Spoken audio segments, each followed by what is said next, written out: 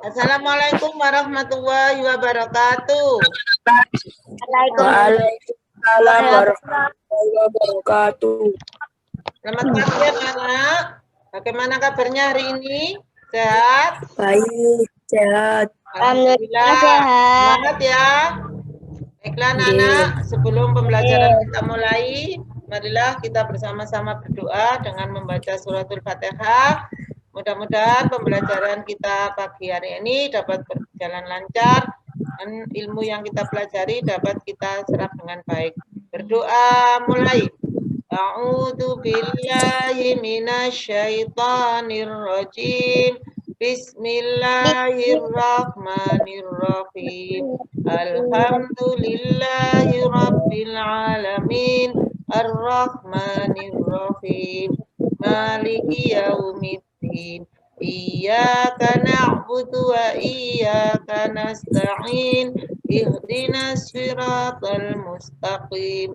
Siratal ladzina an'amta 'alaihim ghairil maghdubi 'alaihim waladdallin. Rabbil firli wali walidayya walil mu'minina amin. Ya Rabbal Alamin. Baiklah anak-anak, untuk pembelajaran hari ini silakan dibuka bukunya tema 5, subtema 3, yaitu pembelajaran yang keempat.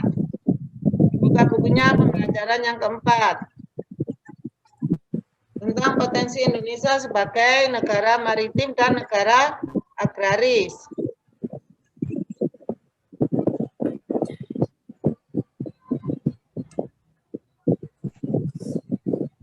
Ya, marilah kita bersama-sama. Ya, pada pembelajaran yang keempat ini kita belajar tentang potensi Indonesia sebagai negara maritim dan negara agraris.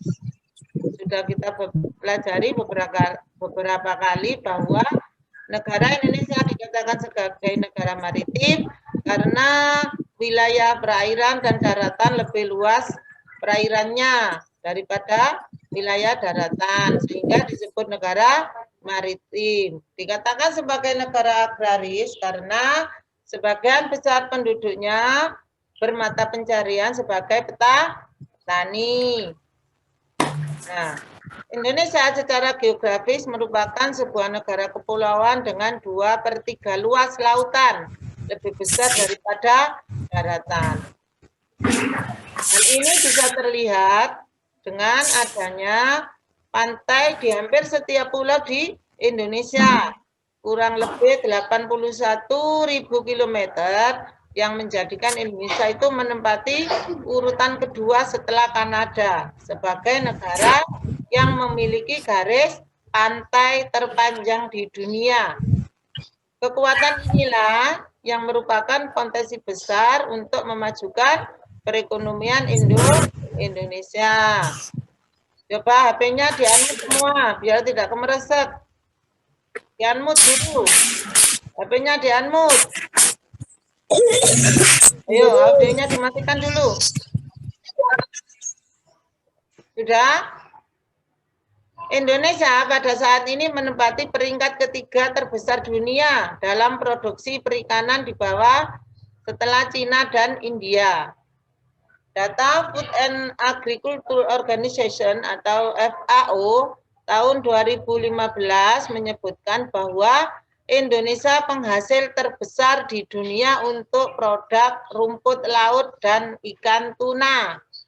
Nah, Indonesia juga menjadi penghasil kepiting dan yang terbesar kedua setelah Cina. Kan dulu. Pelajaran apa itu, Dokter? Nanti Pelajaran dulu. Pelajaran. Tema. Pelajaran. Berapa? Sudah dimatikan dulu audionya, didengarkan. Subtema berapa, Bu? Subtema 3 pembelajaran 4. Ya. Ya udah, Bu. Ya, sudah. Sekarang audionya dimatikan dulu ya. Saya ulangi bahwa Indonesia penghasil terbesar di dunia untuk produk rumput laut dan tuna. Sekarang Indonesia juga menjadi penghasil kepiting dan udang terbesar kedua setelah Cina. Nah, beragam produk unggulan perikanan tersebut tersebar di seluruh wilayah Nusantara, serta produksi udang berada di wilayah Sumatera dan Jawa Barat. Kepiting tersebar di Jawa, Sumatera, Nusa Tenggara. Sementara itu, kawasan yang penghasil tuna terfokus di Papua, Maluku, dan Sulawesi Utara. Selain itu, perairan Indonesia juga menyimpan 70% potensi minyak karena terdapat kurang lebih 40 cekungan minyak yang berada di perairan Indonesia. Namun, hanya sekitar 10% potensi minyak bumi yang ada saat ini telah diekspor dan dimanfaatkan. Indonesia juga merupakan sebuah negara agraris. Indonesia merupakan negara yang sangat kaya sumber daya alamnya. Banyak hasil pertanian dan perkebunan di Indonesia, seperti rempah-rempah, kelapa sawit, beras, jagung, cengkeh, tembakau, teh, karet, kopi, dan tebu. Banyak produk pertanian Indonesia itu yang rutin diekspor dengan nominal yang cukup besar. Biji coklat, tembakau, aneka rempah-rempah seperti lada hitam, kayu manis, biji pala, dan vanili itu juga merupakan beberapa contoh hasil pertanian yang terus diekspor. Nah, potensi maritim dan agraris di Indonesia itu semuanya berguna untuk kemakmuran dan kesejahteraan segenap bangsa Indonesia. Sistem komunikasi dan transportasi itu menjadi faktor penting dalam meningkatkan perekonomian. Saat ini jaringan komunikasi telah dibangun sedemikian rupa sehingga dapat menjangkau wilayah-wilayah terpencil di Indonesia. Jaringan komunikasi ini akan mempermudah berbagai transaksi ekonomi, permintaan, dan penyediaan barang ekonomis antar daerah. Sistem komunikasi dan sistem transportasi itu merupakan salah satu mata rantai yang tak terpisahkan dalam kegiatan ekonomi. Jadi kalau harus ada komunikasi dan transportasi, misalnya kita pada bisnis barang, jual pengiriman barang atau jual beli barang, tentunya kalau jarak jauh tidak mungkin bertemu, bisa lewat komunikasi, lewat handphone, telepon, ya.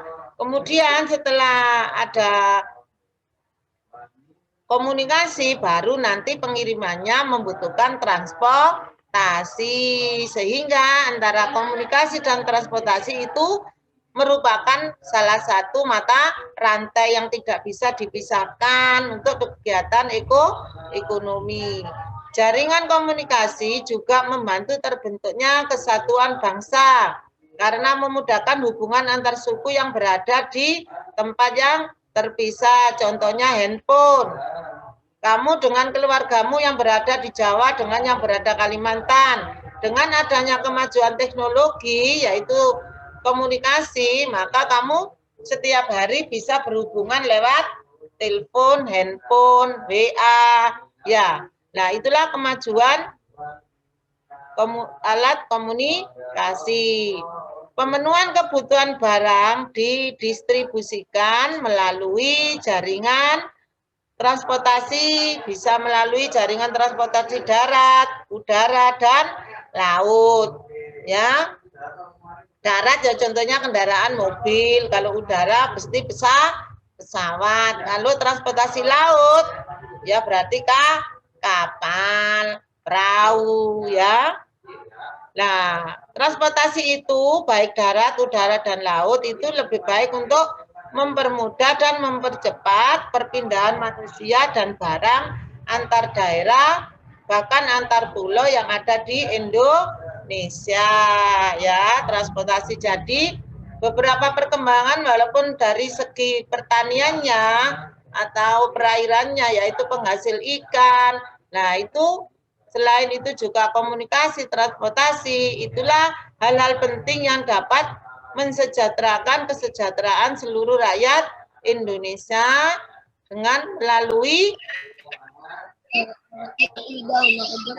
perkembangan teknologi, transportasi, komunikasi. Untuk materi yang pertama tentang potensi Indonesia sebagai negara maritim dan agraris, ada yang ditanyakan?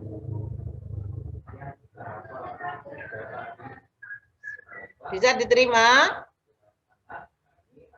Coba sekarang dilihat lagi sama Besut. Indonesia dikatakan sebagai negara maritim. Coba siapa yang bisa menjelaskan? Kenapa Indonesia dikatakan sebagai negara maritim? Angkat tangan.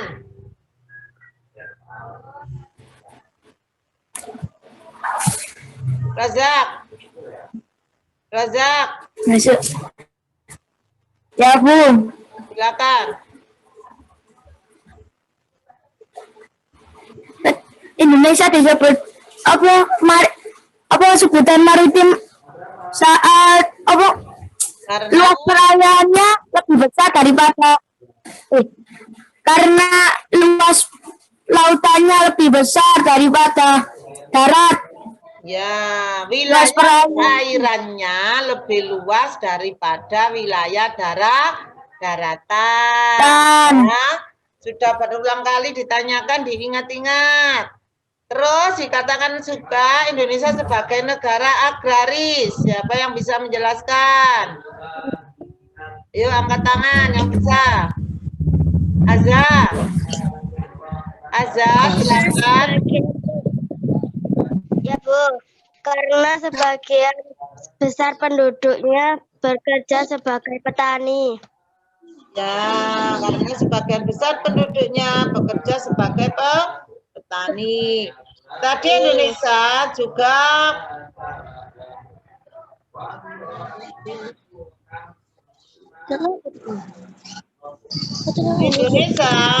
dikatakan sebagai negara yang penghasil atau dari perairan, yaitu garis pantai, tadi menduduki peringkat keberapa dari setelah Kanada? Indonesia dengan garis pantai hampir setiap pulau itu Indonesia menempati urutan keberapa, Naswa? Kedua, Bu. Ya, urutan kedua setelah Kanada. Setelah Kanada. Dan dikatakan juga memiliki garis pantai terpanjang di dunia, ya. Terus Indonesia saat mendekati peringkat ketiga terbesar dunia dalam produksi perikanan setelah Cina dan India, ya. Data itu dilihat dari mana? Data Food and Agriculture. Siapa angkat tangan? Ya, Dika silakan. Iska, silakan. Data Food and Agriculture Organization. Ya, Food and Agriculture Organization itu suatu organisasi yang menyatakan bahwa Indonesia juga menempati peringkat ketiga terbesar dunia dalam produksi perikanan setelah negara Cina dan India. Ya, kemudian di samping itu juga selain hasil laut juga ada berbagai hasil pertanian. Siapa yang bisa menyebutkan?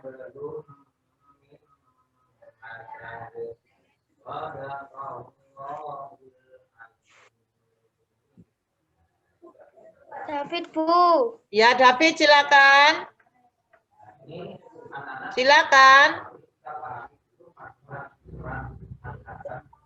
Kelapa sawit, gula, jagung, cengkeh. Cengkeh, Nak, jangan cengkeh. Cengkeh.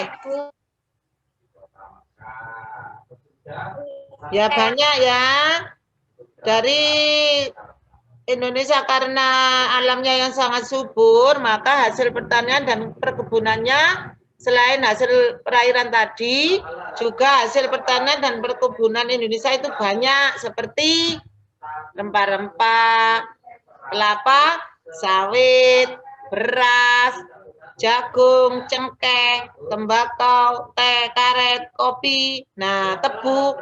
Nah, semua itu produk pertanian Indonesia yang diekspor ke luar negeri. Coba siapa sih yang bisa menjelaskan apa sih anak-anak ekspor itu? Kok hasil Indonesia diekspor? Ayo, kenapa kok diekspor? Ekspor itu kegiatan apa? Hasil bumi atau hasil pertanian, baik perikanan, pertanian, sumber alam yang berasal dari Indonesia, dikirim ke luar negeri atau dijual ke negara lain, itu namanya ekspor. Nanti dalam penjualan tersebut mendapat keuntungan atau laba yang disebut devisa. Paham? Jadi ekspor itu Indonesia menjual hasil buminya ke luar negeri. Itu namanya kegiatan ekspor. Ya. Untuk materi yang pertama kita cukupkan sekian dan bisa akhiri. Wassalamualaikum warahmatullahi wabarakatuh. Waalaikumsalam ada tugas, Madam. Coba ulangi lagi. Kita lanjutkan pembelajaran.